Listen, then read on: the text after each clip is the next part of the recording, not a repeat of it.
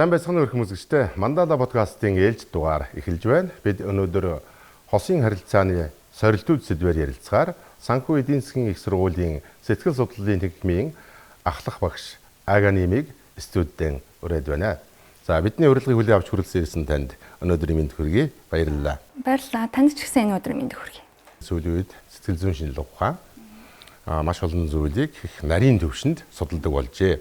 Орчин үеийн сэтгэл зүйн шинжилгээ ухаанд энэ хосын харилцааны талаар маш олон ийм ойлголтын өөрчлөлтүүдийг бас оруулсан гэж зарим судлаачид үздэг юм байна. Тэгэхээр хайр сэтгэлийн одоо үндэс юу вэ гэдэг ийм нэг ерөнхий асуулт байна. Энэ нь бол хүмүүсийн хайрлах шаардлагыг орчин үеийн сэтгэл судлалын шинжилгээ ухаанд юу гэж үздэг болсон юм. За хайрыг даваад үзэхээр их сонирхолтой сэдв тийм үү. Одоо хайрын талаар агуулаагүй дуу шүлэг кино зохиол гэж байхгүй. Тэгэхээр энэ бол хүний маш юм онцгой чухал мэдрэмж болоод ирчдэг. За яг сэтгэл зүйн үндэсгээ даваад үзэх юм бол энэ бол нийгмийн талаас сэтгэл хөдлөл, тань мэдхүү, биологийн хүчин зүйлгээд олон талаас нь тайлбарлаж авч үзэж болно гэсэн. Зөвхөн биологиэд даваад үзэхээр бид нарт үр удмаа үлдээх хамгаалах гэдэг асуудал гарч ирнэ тийм үү. Нийгмийн талаас бид нар ганц бие хүнийг чи яагаад ганцаараа байгаа юм гэдэг ч юм уу тийм. Хин нэгэн хүнтэй ханилж ижлэн хосоороо байна гэдэг чинь тэр хүний нийгмийн статус, хэр зэрэг тогтвортой амьдралтай хүн бэ гэдгийг бас тодорхойлогч хүчин зүйл болоод ирдэг гэх мэтчлэн. Сэтгэл хөдлөл талаас хүн өөрөө хин нэгэн хүнийг ямар гоё хүн бэ, ямар ухаантай эсвэл яасан үзэсгэлэнтэй вэ гэдэг талаас нь бодож эргцүүлээд сэтгэл алдрах гэдэг ойлголтууд. Тэгэхээр өөрөө хайр сэтгэлийн сэтгэл зүйн үндэс гэдэг чинь маш олон талаас нь тайлбарлаж болох асуудал болоод ирчдэг. За яагаад хүн хин нэгэнд хайртай болдог юм бэ гэдээ аваад үзэхээр энэ өөрөө биологийн талаас одоо биднэрт тархинд те нейрохимийн бодисууд буюу допамин, серотонин, окситоцин гэдэг тэр одоо дааврууд бодисууд ялгарч байгаатай холбоотой. Өөрөөр хэлэх юм бол хин нэгэн хүнийг хараад догтлох мэдрэмж, тэр хүнийгээ бодоо салахгүй байна гэдэг чинь нэг талаас тэр догтлох мэдрэмж ер нь бол юмнууд үүсээд байна гэсэн тайлбар яваад байгаа байхгүй юу. Дахиад хүн бол ганцаараа амьдрдаггүй те. Заавал хин нэгэн хүнээр хайрлуулах, ойлгуулах юм үндсэн суурь хэрэгцээтэй байдаг. Тэгэхээр хайртай болно гэдэг бол маш олон талаас л тайлбарлах юм хэцүү ойлголт тийм ээ. Тийм бид нар ягаад сэтгэл алдарч байгаагаа ч мэддэггүй шүү дээ тий. Энэ өөрөө ганцхан тухайн хүний одоо сэтгэл зүгээс гадна одоо тархины үйл явц болон биологийн одоо хэрэгцээ гэдэг олон зүйлтэй бас холбогдсон тийм ээ. Энэ хайр сэтгэл, хайр дурлалын энэ хүн хандах энэ хандлага цаг хугацааны үед өөрчлөлт ямархуу өөрчлөлтүүд байдгүй, цаг хугацаанд хэрхэн нөлөөлдөг вэ? Ер нь бол 5 үе шат ихэвчлэн олоодод бол дурдаг. За онлын үед яаж татдаг үе шат. Тэгээ романтик үе шат. За 3 дахь үе шат нь тогтвортой харилцаа буюу бие биедээ итгэх тэр итгэлцэл нь үүсчдэг.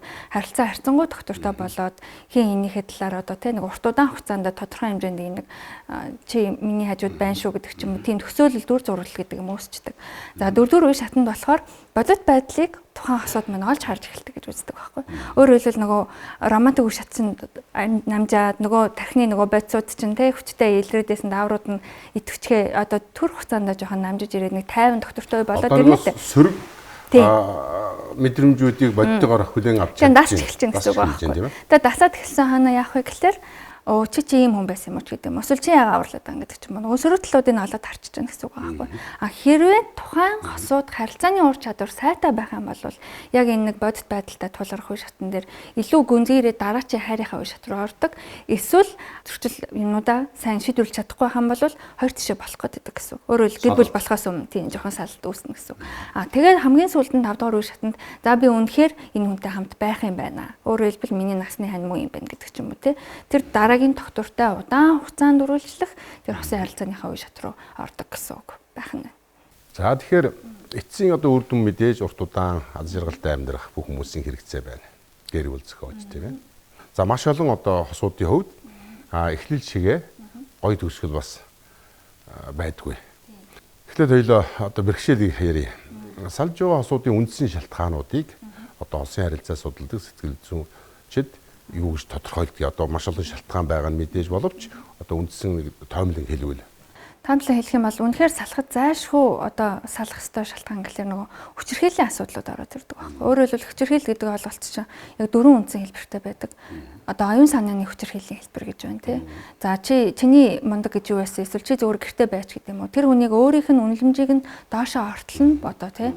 Санаа сэтгэлээр тавтахгүй байлгах. За бие махбодын хүчирхийлэг бол бид нар мэднэ те. Зодод зохиох одоо янз бүрээр хүчирхийлэх асуудал. Дахиад эдийн засгийн хүчирхийллийн асуудал байдаг. Мөнгө төгрөн дээр нь боож хамгаалуулах гэдэг ч юм уу. Гэх мэтчлэн эдгээр хүчирхийллийн асуудлуудаас гадна тэр одоо араар тавилтын асуудал гэх мэтчлэн эдгээр асуудлууд нь өөрөө тэр сарлалтанд хүргэдэг гол шалтгаанууд яг болоод байгаа гэсэн үг. За ингээд хосуу салчлаа. Дараа нь сэтгэл зүйн хувьд тухайн хүнд ямар нөлөө үзүүлдэг тэр ямар хэмжээг тодорхой хамаарал үлдэж байна да. Тэгэхээр зэрэг үүнийг даван туулж чадахгүй буцааж нийлдэг одоо амьдрал дээр байдаг олон зүйл байна шүү дээ. Чиглэлийн судалгааны байгууллагаас гаргасан дүгнэлтээр буцаж нийлсэн хосууд 50-аас илүү өв нь дахиад салдгаа гэсэн судалгаа байдаг юм байна. Тэгэхээр энэ тодорхой хэмжээний одоо бид нар өөрсдөө хичнээн одоо энэ хайр сэтгэлийн тухай хүн одоо хүнээр заалгана гэж юу ах үснэг тийм ойлголт байдаг ч гэсэн мэдэхгүй зүйлүүд маш их байдгийг баруун сэтгэл зүйн шинжилгээ ухаан сүүлийн үед тодорхойлж гаргаж ирэл да. Та ч бас энэ чиглэлээр Италид төгссөн хүн яг энэ дээр одоо залуучуудад хандаж ирнэ хүмүүс хандаж юу хэлмээр байна. За ер нь бол бид нар хосын харилцаанд орохоос өмнө нэг харилцааны ур чадвар гэдэг имийг ер нь бол өөртөө сайн эзэмсчихсэн ойлгочихсон байх хэрэгтэй. Бид нар зөвхөн ажилд ороход чи багаар хамтран ажиллах чадвартай байдаг юм уу? Эсвэл одоо компьютерийн програмуудаар ажиллаж чадахгүй гэдэг юмнуудыг шалгуурыг авдаг шүү дээ. Хэрвээ чадахгүй бол тэр хүн ажлын байранд тэнцэхгүй те. Тэрнтэй адилхан хосын харилцаанд хин нэгэн ингээ орчиж болно. Гол нь тэр хүнийгээ бүрэн хүлээн зөвшөөрөх, ойлголцох, итгэлцэх асуудал гэх мэтчлэн эдгээр юмнууд. Дахиад дээрэс нь тэр сарлалтанд нөлөөлөх юмнууд дээр одоо зөвхөн бид нар хорвоо дэлхий дээр эцэг эхээс мэдлээд хамгийн анхны хайр хинээс авдаг, ээж аваас авдаг тий. Тэгэхээр тэр эцэг эхээс авдаг эхний хайрн дээр сэтгэл судлал дээр энэгшилтийн онол гэж байдаг. 0-аас 4 наснд тэр эцэг эхийн хайр халамж яаж хүүхдэд үзүүлж яана гэдгээс хамааруулаад нэг тийм хайрлах юм аяг гэдэг юм бидэнд үүсдэг байгаа байхгүй. Тэгэхээр тэр нь болохоор зэрэг хүн болгонд өөр байх гэсэн. Тэгээд тэр 4 хэв маяг байгаа. Эхнийх нь болохоор аюулгүй хэв маяг. За хоёр дахь нь төвшөртэй хэв маяг, зайлсхий хэв маяг. За сүүлийнх нь болохоор инф замбраагүй холмог хэв маяг гэдэг. Жишээлбэл эцэг эхээсээ хайр халамжийг аваад сурцсан аюулгүй юм харилцааны хайрлах хэв маягтай хүн амьдрал дээр хосын харилцаан дээр орохоор доктортой харилцаанд байж чаддаг гэсэн үг. Өөрөөр хэлэх юм бол тийм ээж аваас өгсөн өгдөл ер нь бол тэгж ойлгож болно.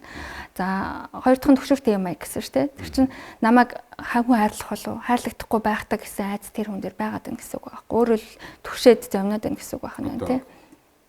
Тийм эргэлзээд байна. Тийм эргэлзээд байна гэсэн үг. Бүтэн итгэж чадахгүй шүү. Тийм яг үнэ итгэж чадахгүй. За зайлсхий хэм маягтай хүн хайрын харилцаа хүсдэг. Гэхдээ ойртож чаддаггүй.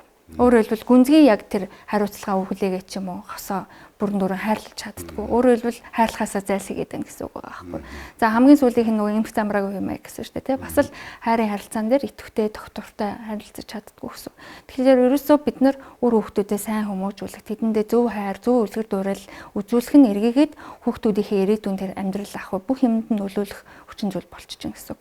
За яг хүний амьдрал янз янз байж болно тий. Одоо бид нарын эцэг их салсан сарнсан ч гэдэг юм уу хүн янз бүрийн амьдралыг туулсан байж болно. Гэхдээ энэ хосын харилцаа хайрлан гэдэг чинь бас тодорхой хэмжээгээр суралцаж болдог зүйл гэсэн үг байхгүй юу? Сайн сайхан ийм амьдрал зохиоход тэгэхээр энэ харилцааны хосуудын хоорондын харилцааны одоо мэдлэг их чухал юм байна гэсэн ойлголт над төрж байна л да. Бүх юм ингээд дуусаад нэг хүн шиг байх ёстой гэсэн ойлголт байна. Гэтэл хоорондоо тэр харилцааны хил хязгаар гэж нэг зүйл байна. Тэгээ хил хязгаар хамгийн чухал. Өөрөөр хэлэх юм бол хүн болгон хувь хүн байгаа тийм үү? Би мэдээч хэрэг гэр бүлдээ хайртай эсвэл эхнэр нөхөр байж болно. Гэхдээ би өөрөө бас амьдарч байгаа хүн байхгүй. Тэгэхээр миний хувийн орон зай гэж байх хэрэгтэй тий. Өөрөөр хэлбэл хит хянаад байх, хардаад байх ч гэдэм үү. Эсвэл одоо зүгээр сошиалынхаа тий нууц кодыг өг. Эсвэл одоо банкны чинь нууц код юу юм бэ ч гэдэм үү. Эсвэл орсон мөнгө болгоныг хянаад байх чинь өөрөө тухайн хүний хувийн хил хязгаарт орж байгаа хэрэг мөн. Тэгэхээр гэр бүл болцсон ханаа тий одоо нэг ээж аав дээр орчдог ч гэдэм үү. Эсвэл бахын сахан мөнгө төгрөг шилжүүлж болно шүү дээ. Тэр чинь тэр хүний шийдвэр, тэр хүний ажил хөдөлмөрлж орсон мөнгө тийм үү. Тэгтэл яах гээд байгаа юм гэдэг чинь өөрөөр хэлбэл тухайн хүний шийдвэр гаргалт орон зай руу нэвтэрч халдаад байх нь маш тухгүй бүгдүүлэх хэрэг гэсэн. Мэдээж хэрэг нөгөө нэг хүн болно гэдэг ойлголт чи юу хэлж байгаа юм гэхээр олон жил танилцсан хань нэрлүүд чи ээж чи уртай андаа эсвэл аав чинь иймэрхүү жоохон байж байгаа тасуу гэдэг ч юм уу нөгөө байр байдлыг харж агаад ажиглаж агаад юм дуурайгүй байхад нь ойлгоод уншиж чинь гэсэн үг байна шүү дээ. Энд чинь нөгөө нэг цул болно гэдэг ойлголт нь яригдаад байгаа. Тэгэхээр ялваа юм бол хэмжээ хязгаартай цензуртэй л байсан зөв. Энэ хосын харилцааны талаар ярилцсан гэдэг өөрөө маш том сэдв, маш хэцүү, маш олон талын тайлбартай. Гэсэн ч та яг энэ одоо чиглэлээр одоо мэрэгшээд сураад Европ улс оронд сурч ирээд Тэгээ одоо ингээд докторийн судалгааны ажил хийж байгаа болохоор би бас нэг ийм зүйл асуумаар байна. Бодит байдал гэж нэг зүйл байна. Нөгөө талаас нь эсрэгээрээ хүлээлт гэдэг зүйл байна. Энэ хоёрын ялгаа юу вэ? Зөрчил нь юу вэ гэдгийг дундах. Бодит байдал хүлээлтийн зөрчил бол манай дээр айгүй их байдаг. Одоо яагаад тэгэхээр бид нар хүн төгс биш, харилцаа олгон төгс биш те. Тэгтэл хүлээлт өндөр байх тусам хэрвээ нөгөө талаас одоо тэр хүлээлтэнд давсан үйлдэл үзүүлэхгүй болвол те хэцүү болчихж шүү дээ. Өөрөөр хэлэх юм бол тодорхой илэн далангүй ярилцдаг байх те. За чи амралтын өдөр надад цаг гаргах юм уу? Аль эсвэл хизээд нь чи ажлынхаа дагуу уулзах юм, хизээд нь өөрийнхөө хоббийн цаг зарцуулах юм гэдэг ч юм уу. Илэн далангүй ярилцах тэр нөгөө хүн хүнийхээ давуу тал, сул тал гэх юм уу ялгаатай талуудыг хүлээн зөвшөөрөх гэдэг юм энэ дээр яригддаг байгаа байхгүй. Эмэгтэйчүүд их хвчлэн нөгөө хүлээлт өндөртэй байдаг. Яа тэгэхээр бидний нөгөө хүүсийн онцлогоос хамааруулаад бид нар ч айгүй их юм одоо имийг ургуулж боддог гэх юм уу те ийм байх хэрэгтэй гэдэг ч юм уу. Романтик сэтгэлгээ айгүй өндөр байдаг байхгүй. Өө өста манай энэ хөлдөө төмс гэдэг та яриа сонсчихсан уу? Сонсчихсан шүү дээ. Тий. Одоо ийм тэрийн тултал үг явуулсан. Тийм тэрийн тултал үг явсан. Яагаад тэгж байгаа юм гэхээр бид нар чинь нөгөө эмэгтэй хүмүүс дандаа хүлээдэг те. Зүгээр бодит амьдрал дээр ч гэсэн хүлээдэг байгаа байхгүй. Хүүхдүүдээ цэцэрлэг сургуулиас нь тарахын хүлээн. За орой нөхрөө хүлээн гэдэг юм. Эсвэл хоолоо ичээд хүлээн гэдэг юм. Бүх юм нь тодорхой хэмжээний юм хүлээлттэй байгаад байдаг учраас бидний сэтгэл санаа, бодол санаа ч гэсэн юм хүлээлттэй байдаг. Тэр маань залахгүй юм багтаа эсвэл над руу яагаад мессеж бичихгүй байгаа юм бол гэдэг ч юм уу те. Зүгээр гэр бүлийн өмнөх үе шатанд явж байгаа хосуудын хувьд ч гэсэн эмэгтэйчүүд хүлээлт өндөртэй байдаг. Тэгэхээр энийг ерөөсөө бодиттой байлгах, тэгээд дээрэс нь хүлээн зөвшөөрөх нөгөө үнэ те. Буруутгахгүй байх гэдэг асуудал энэ дэр гол гэсэн үг. Чи яагаад надад цаг зарцуулсан юм биш? За дараагийн удаад надад цаг зарцуулаарай гэдэг ч юм уу те. Бидний нөгөө харилцааны ур чадвар гэдээ яриад байгаа юм чи энэ байгаа байхгүй.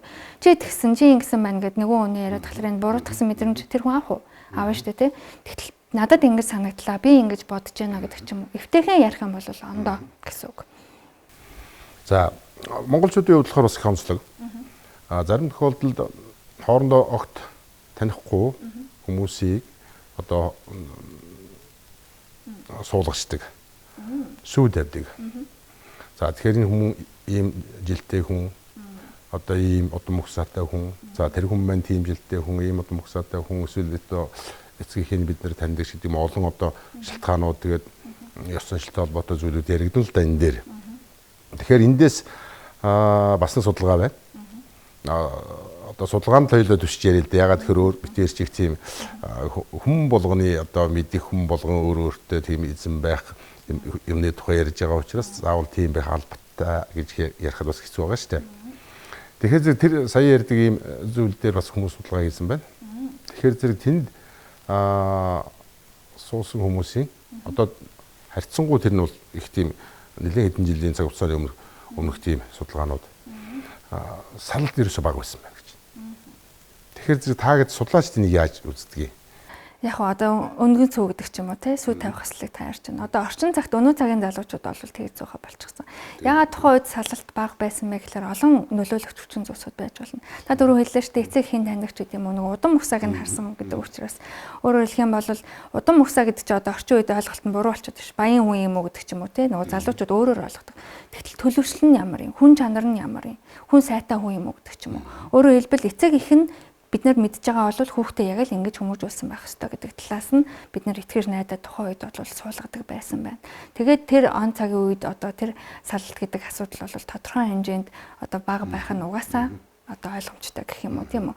Бас энэ орчин үед чинь бид нар аливаа бүх зүйл одоо нээлттэй болчихлоо шүү дээ тийм үү. Тэгэхээр эрхчлөө их байгаад ирэх тусам бид нар юмд хандах хандлага бас юм сонирн болчихж байгаа байхгүй юу. За тэр хүмүүс салж л байдаг шүү дээ. Яагаад би хүртэл салж болдгоо юм гэдэг ч юм уу. За тэгэхээр яг энэ таны энэ тухай би асуух гэсэн та яг эхлэлийг гаргаад ирлээ. Маш олон хүмүүс санаа зовж байна. Салалт маш их болсон. Одоо шүүхээр өдөрт хэдэн гэрийг шийдэгдэх чилээ юм зүйл яригддаг шүү дээ. Тэгээ одоо саяхан одоо шилхэн найруулсан юм хуулийн төсөл дээр явж шүү дээ. Салсан одоо гэрүүл салтаа шүүгээр шийдвэрлэж хүсэлтэд өгсөн нөхцөлд хуучин болохоор нэг хэвлэлийн хугацаа гэдэг байлаа. Одоо бол хэвлэлийн хугацаа өгөхгүй гэсэн тийм зүйл бас хуулийн шийдэлээр яригдж байна. Энэ одоо нийгэмд хэр сайн юм уу эсвэл муу нөлөөтэй байна. Уг нь бол одоо гадны улс орнуудын жишгийг харахаар эвдрүүлэн зурчлал нь бүрэн утгаараа ажиллаж чаддаг. Өөрөөр хэлэх юм бол манай Монгол дээр болохоор эвлэрүүлэн зуучлал дээр яадаг вэ гэхээр нэг хосон салахгүй гэд хэлчихсэн байгаа тохиолдолд тэнд ажиллаж байгаа хүн чинь ачаал ихтэй байгаа. Өдөрт маш олон хосууд орж иж. За салахгүй гэж штэ. За сарын дараа ир гэдэг ч юм уу. Тэнд ямар ч сэтгэл зүйн зөвлөгөө юм уу мэрэгчлээ ажиллах боломжийг олгодгүй. Гадны улс орнуудад болохоор багтаа одоо 6-аас 10 удаа ч гэдэг юм уу те. Та хоёр хамтдаа гэр бүлийн сэтгэл зүйчдэр юм уу мэрэгчлэн дээр очиод асуудлаа ярилцаад үзье. Тэгээд тэр хугацаа чинь дууссан хань хэрвээ салах чи хэвээрээ бол салгая гэдэг. Өөрөөр хэлэх юм бол хамтдаа байх асуудлаа яг ойлгоход нь гадны одоо нүдээр өөр мэрэгчлэн тэр асуудлыг олуулахад туслаад байна гэсэн үг. Өндөрлөлттэй асуудлыг шийдэж болох уу болохгүй юу гэдгийг мэрэгжлийн хүний үүднээс одоо та нар шиг ийм сэтгэл зүйч нар голдуу ажилладаг баг тийм үү? Тэгтэл Монголын нөхцөл дээр чинь ямар ч тэр эвлэрүүлэн зурчлал нь яг жинхнээсээ бодит тутгаараа тусламжийн гараа сунгаж чадахгүй байгаа учраас ялгаагүй юм байна. Тэгээ ихэвчлэн манай Монголын гэс дээр яаж байгаа гэхээр хүчирхийллийн ч гэдэг юм уу те хэцүү асуудлаас болоод салаад байгаа учраас шууд салгах чи гэдэг юм гарч ирээд байгаа. Энэ дээр бол яг хууль шүүхийн байгууллагын мэрэгчлэлтүүд нэлээд сайн судалгаатай ажиллахын зүйтэй болов гэж би хардаг. За бас нэг асуулт байна. Хүчирхийлгээ ярихаар за хуучин бол одоо ер нь нөхрөө маш хүндэлдэг байлаа. Одоо бидний уламжилт ахуй амьдралын энэ сэтгэлгээнд одоо тийм зүйл одоо ялангуяа одоо хүний эрхчлөө генерийн асуудал гээд 90 оноос хойш одоо нийгмийн ардчилсан нийгэм гээд ингээд бүх зүйл ингээ өөрчлөгдөж штэ. Гэтэл одоо ер нь нөхрөө одоо хүндлэх тийм эмэгтэйчүүдэд бас шүүмжлэлтэй хандмаар зүйл одоо байх юм аа. Тэгээ маш их тийм өөрсдөө хурцаар илэрхийлэх. Миний эрх гэдэг зүйл. Дээр нь нөгөө генерийн асуудлыг түрүү ярьсан. Манай монголчуудыг бас нэг эрэгтэй хүүхэд чанга бай. Битгий одоо гоншгоноод бай. Гэхээр зэрэг тэр хүн өөрийгөө одоо ингээд дарчдаг. Гэтэл хичнээн дараа тэр асуудал шийдэгддэг. Нөгөө доторх сэтгэл зүйн зөрчлүүд маш ихээр явсаар адил нэг өдөр хүчирхийлэл болж гарч ирж байгаа тийм байх зүйл ажиллагддаг. Ер нь бол эр нөхрөө хөндлөн гэдэг чинь бид нар өөрсдөө монголчууд уламжлалт юм соёлтой ард түмэн тийм үү. Тодорхой хэмжээнд хин бие биенийг хөндлөн. Ялангуяа эрэгтэй хүний өөрийнх нь сэтгэл зүйн онцлог тэр хосын харилцаанаас хүсчээд юм чинь хүндэтгэл ахгүй юу? Хүндэтгэл. Тийм аль ч үед тийм байсан. Аль ч улс оронд тийм байна. Эмэгтэй хүний хувьд хүндэтгэл, эрэгтэй хүний. Эмэгтэй хүн ч гэсэн хүндлүүлнэ. Гэхдээ эр нөхрөө арай илүү хүндлэх гэдэг дээр манай Монгол эмэгтэйчүүд жоохон юм буруу ойлгоод байгаа юм уу гэж. Одоо зүгээр хүүхдийг бид нартэй эмэгтэй хүнийг охин хүүхдийг одоо хүндэлж гэж сургадаг штэ. Ер нь бол сүүлийн 15 20 жил тийм байгаа даа тий. Илүү давмгаа. Тэгтэл зүгээр охин гэхгүй хүнийг хүндлэхийг сурах нь зүйтэй байхгүй. Өөрөөр хэлбэл тэр эрэгтэй хүүхд ч гэсэн хүндлүүлэх хэрэгтэй тийм үү. Зөвхөн охтуудыг хүндлэхэд талаар ч нөгөө охтууд чинь багасаа яаж өсвөх гэхээр би бол хүндлүүлэх хэрэгтэй, би дуурах хэрэгтэй, эсвэл миний эрх илүү гэдэг арай илүү буруу ойлголттой болоод байгаа. Мэдээж хэрэг эмэгтэйчүүдийн эрхийг хамгаалах нь бол зүйтэй. Би бол энэ ойлголтыг дэмждэг. Гэхдээ ойлголтуудыг хооронд нь зөвөөр нь бид нар хүлээж авч тусгаж хүлээж авах нь ийм зүйтэй асуудал байгаа байхгүй. Ер нь бол хүний 100% ухамсарын асуудал болчихж байгаа гэсэн үг. Тийм.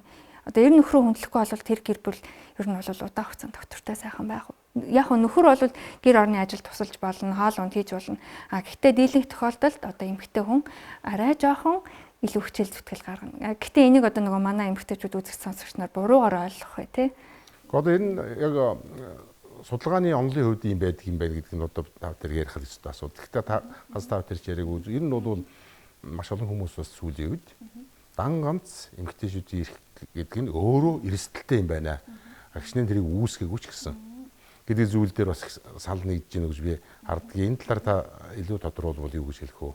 Тийм яг бид нар чинь одоо ер нь бол танд би санал нэг байна. Зүгээр олон янзын судлаач нар чинь өөрсдөө тэр судалгааны өнцгөө яаж олж авдаг гэхээр хувь хүнийхээ ихтгэл үнэмшил, төлөвшил, үзэж одоо судалсан тэр онлайн мэдлэгтэйгээ уялдуулж тэрийг тайлбарлаж харж байгаа тийм үү. Магадгүй өөр өнцгөөс тайлбарлах судлаач ч гарч ирж болно. Гэхдээ миний өнцгөөс харахад ер нь бол бид нар монголчууд тэр урд удаан хугацаанд доктортой байгаа аз жаргалтай гэр бүлүүдийг дийлэнх нь хараад тахлаар эмэгтэйчүүд нь илүү их эр нөхрөө хүндэлдэг. Нөхрөө хүндлэхийн хэрээр нөхөр нь тэр хүндээ буюу гэр бүлдээ илүү хичээл зүтгэл гаргадаг, хайр гаргадаг, илүү халамжилдаг, нэгшин дасдаг, тийм зүйлүүд гарч ирдэг байгаа байхгүй. Олон онлууд янз янзаар тайлбарлаж болно. Бүгдийг нь одоо цаг хугацаар харуулах юм да юу зөв юу буруу байсан нэг тийм ээ. За энэ дээр бас нэг зүйл байна. Энэ хосын харилцаанд хандах үе хоорондын ялгаа гэдэг нэг ойлголт байна. Энэ дээр үнэхээр одоо илэрхий тийм ялгаатай зүйлүүд хэр ажиглагдаж байна. Үе хоорондын ялгаа та нөгөө Gen-Z эдэр. Тий одоо чинь миний хүмүүс хайр сэтгэл яаж хандж байна? Залуу үе яаж хандж байна гэсэн үг. Тэг ялгаатай байлгүй явах та. Багаасаа бид нар ч одоо өссөн орчин Жензинүүд чинь техник технологи орчиндөө одоо өсөж чинь тийм үү? Өөртөөгөө илэрхийлж байна. Аль эсвэл үзэж байгаа харж байгаа кинонууд гэх мэт л ингээд тэр чинь өөрөө хэлбэл бид нар эргэн тойрноосоо эмийг хүлээж авч ойлгож суралцдаг тийм үү? Одоо жишээлбэл таны үед бол эцэг эхээсээ ч гэдэг юм уу тэр хайр үлгэр дуурайл гэдэг эмийг авдаг гэдэг ч юм уу. Эсвэл Орос школ тийм хүмүүжлэр хүмүүжсэн байж болно. Миний үеийн 30 эдэн настай залуучууд бол эцэг эхийн хөвчлээ одоо зах зээлийн нийгэмд ишээ тийшээ явчихсан ч гэдэг юм уу. Одоо бор зүрхээр өссөн гэдэг ч юм уу тийм. Тэгэхээр залуу хүмүүсийн тэр юмд хандж байгаа хандлага бол яалтчгүй тэр нийгэм соёлынхаа хүчин зүйлтэйгээ нөлөөлөөд одоо арай нэг хөнгөн хумгаа хандах юм байгаад байна уу гэж хараад байгаа. Энэ өөрөө нөгөө залуучуудын дундах салтын тоо өндөр багтаа хамралтай болчихж байгаа байхгүй юу? Тийм. Өөрөөр хэлбэл хүн үерхэж болно, хайрлаж болно, насын харилцаанд орж болно. Гэхдээ энэ гэрлэлтэнд хүрэх юм уугүй юу гэдэг дээр болгоомжтой. Энэ нь бол одоо өөр хүүхд гаргахаас өмнө гэр бүл яг аль биесээр зохиохоос өмнө залуучууд маань маш их одоо өөрийгөө мэдэрч нөгөө хүнээ мэдэрч урт удаан амьдрах уу асуудлыг дуусгах уу гэдэг дээр их бодооч л гэж та хэлж байна тийм үү? Гэтэ ер нь бол ихэнх залуучууд яг одоо гэрлэн гэж л үерхдэг байх л да. Гэхдээ тэр чинь үерхлийн явцад хүн ялгаатай байж болно. Хүнийг танин ойлгоно гэдэг чинь бас цаг хугацаа шаарддаг. Тийм амархан зүйл биш шүү дээ. Ийм ойлголт бас байдаг юм байна л да нөгөө салтын дараах гашуудл гэдэг сэтгэл зүйн төлөв байдал. Тэгээ энэ өөрөө хүнд ямар хор хөрөлтэй вэ? Зарим хүмүүс энийг өөрөө тесрэлтийн хэлбэр өөрийгөө өөрчлөх, өөрийгөө олж явах, таньж мэдэх. Эсвэл өөрийгөө хүмүүжүүлэх гэдэг юм уу? Сайн тал руу аваа явуулдаг. Зарим хүн бол тэр чигтээ одоо ингээд ундаг.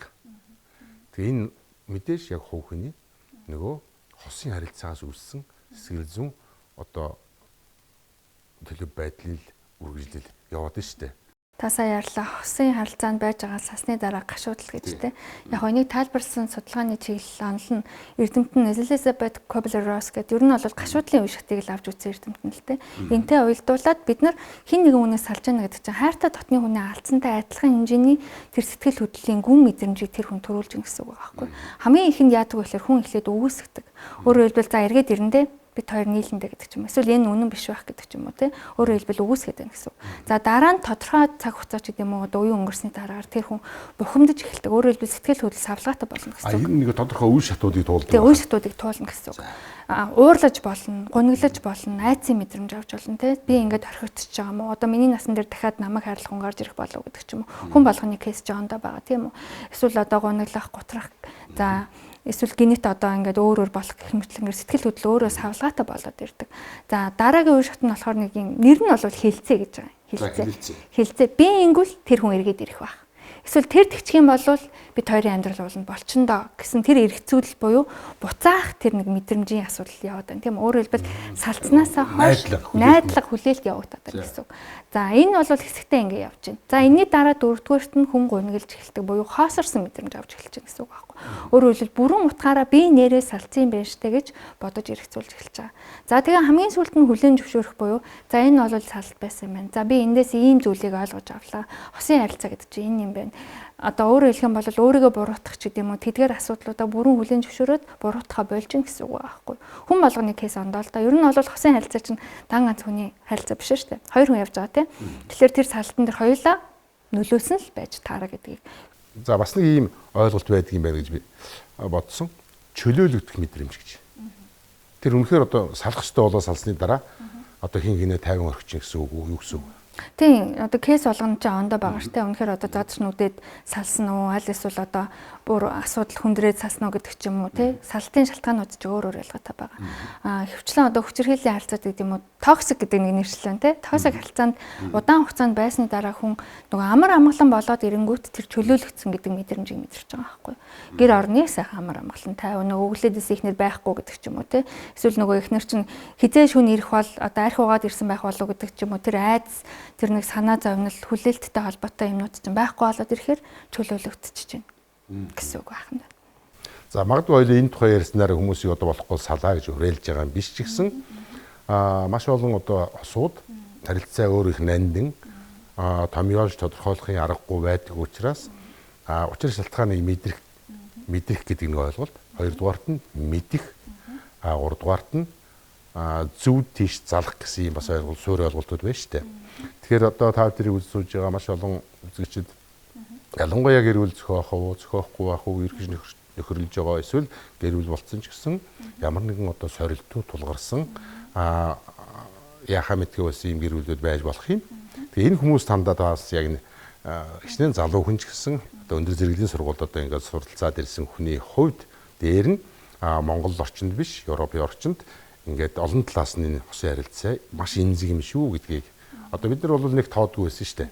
За яг тэгэл жогны л судалж тий гэдэг. Гэтэл нийгэм одоо шалтгаалсан зөвхөн хоёр хүнээс биш тийм ээ. Маш олон зүйл байдаг юм байна гэдгийг бол одоо та бас энэ ярилцлагандаа бас дурдлаа. Тэгээд энэ та тэрийг үзүүлж байгаа хүмүүст гэр бүлээ аз жаргалтай сайн сайхан байлгахын тулд хосын харилцаанд хамгийн чухал зүйлийг дахин нэг хэлээд тэгээд хоёулаа төлөвлөгөө өндөрлөе. Хосууд хамгийн ихэнд юуг баримтлах хэрэгтэй вэ гэхээр би биентэйгээ илэн далангуу сайн ярилцдаг байх хэрэгтэй. За ярилцж байна гэдэг чинь нэг хүн нөгөөгөө сонсож байна гэсэн үг тийм.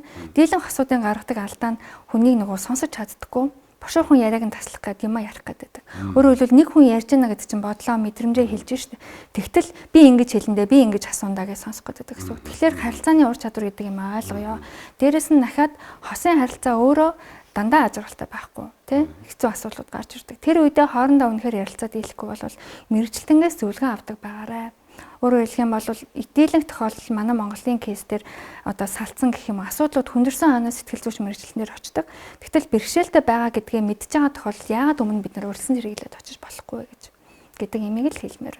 Тэгээ дийлэнх одоо үзэж байгаа нийт үзэгчтэй бүгдэндээ нь одоо аз жаргал сайн сайхан бүхнийг л хүсье. Баярлалаа урьж оролцсон. Хүн болгоны мэддэг бас эмзэг заавал тех ёстой гэж одоо тайлбарлаж тулгахын аргагүй юм сэдвээр ярилцах өгсөн танд баярлалаа. Өнөөдрийн ярианы сэдв хосуудын харилцаанд дах сорилтууд гэсэн ийм сэдвээр би зочинтой ярилцлаа. Анхаарал хандуулж үзсэн үзэгч та бүхэндээ баярлалаа.